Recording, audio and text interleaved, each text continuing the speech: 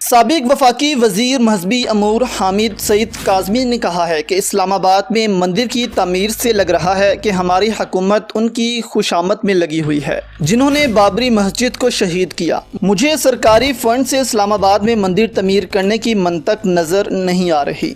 تجزیہ کار ارشد احمد عارف نے کہا کہ میں پرویز الہی سے اتفاق کرتا ہوں کہ اقلیتوں کے حقوق ان کی عبادت گاہوں کا تحفظ ہونا چاہیے، لیکن اس کا ہرگز یہ مطلب نہیں کہ اکثریت کے جذبات مجروح کر کے اقلیتوں کو خوش کرنے کی کوشش کرے۔